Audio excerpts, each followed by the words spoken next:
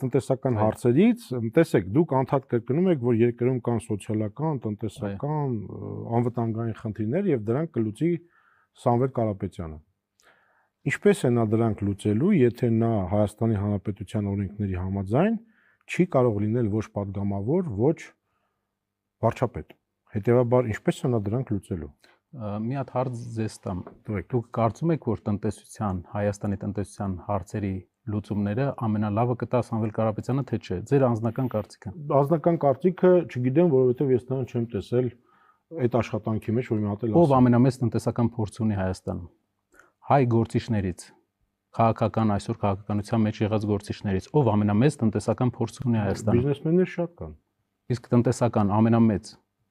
չգիտեմ, ամենամեծ հայկական կորպորացիայի ղեկավարը տնտեսությունից լավ է թե վատ։ Դե պետքա որ լավ լինի։ Չնայած եթե հաշվի առնենք, որ Ռուսաստանում է աշխատում եւ անշարժ գույքով է մասնագիտացված, մի քիչ, բայց այնուամենայնիվ ենթադրենք շատ լավ ունի։ Ոնց է անելու։ Ներդրումները տարածվում են 3-4 տարածաշրջաններ։ Դա Հունաստանն է, Արաբական Միացյալ Էմիրությունները եւ Եվրասիական տնտեսական միությունը, նաեւ Հայաստանի ամենամեծ ներդրողն է։ Նա է ավելի լավ հասկանալու տնտեսությունից, թե այսօրվա քաղաքական մեր առաջնորդները։ Պարոն Կարապետյան, նա շատ լավ է հասկանում։ Շատ լավ։ Ոնց է քաղաքական եւ այլ որոշումներ։ Քանի որ նա շատ լավ է հասկանում եւ նա կարող է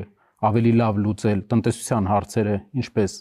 մենք մինչև այս քննարկեցինք, մենք գալիս ենք երկրորդ հարցին, թե ինչպես է նա առաջնորդելու մեր երկիրը։ Այդ մասին մենք փետրվարի 12-ին հանդես կգանք կուսակցության հիմնադիր նիստով, որի ժամանակ կներկայացնենք մեր հանրությանը, մեր տեսլականը, մեր քաղաքական ուժի առաջնորդի եւ երկրում ապագա վարչապետի պաշտոնի հետ կապված։ Հա, բայց ես այդ մասին ձեզ չեմ հարցնում։ Ես ասում եմ, օրենքը թույլ չի տալիս, որ Սամվել Կարապետյանը լինի։ Նա, որովհետեւ ապագա իշխանությունը պետք է որոշումներ կայացնի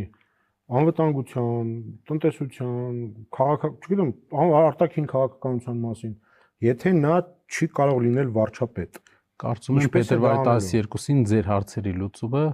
դուք կստանաք, պատասխանը դուք կստանաք, բայց մի բան էլ ավելացնեմ, որ մեր ժողովուրդը, հայ ժողովուրդը մեծի մասամբ 3 միլիոն հայ ապրում է Հայաստանում եւ տարբեր գնահատականով 4-ից 6 միլիոն հայ ապրում է Հայաստանից դուրս։ Եվ այդ ռեսուրսը մենք օգտագործելու մեծ պոտենցիալ ունենք եւ չօգտագործելու իրավունք չունենք։ Այդ իսկ պատճառով մենք կառաջարկենք, կտեսնենք, թե ինչ ճանապարհ ենք մենք առաջարկում Հայաստանի Հանրապետության համար զարգացման, ավելի դինամիկ զարգացման համար։ Շատ լավ է։ Ես երկու ձեռով փետրվարի 12-ին կներկայացնենք պարոն Ղազարյան։ Բայց տեսեք, դուք ինչ էլ ներկայացնեք, մի բան պարզա, որը ինչ ուզում եք ներկայացնեք։ Նա չի կարող լինել վարչապետ։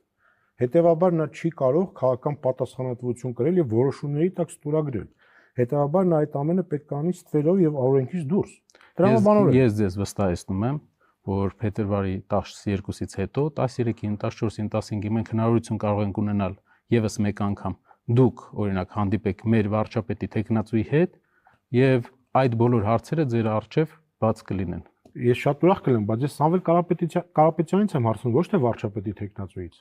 Շատ լավ, փետրվարի 12-ից հետո եւս մեկ անգամ ես հասկացա, որ մինչեւ 12-ը չեք ասելու այդ մասը։ Ցավոք, պետք է ինտրիգա պահենք, ցավոք կամ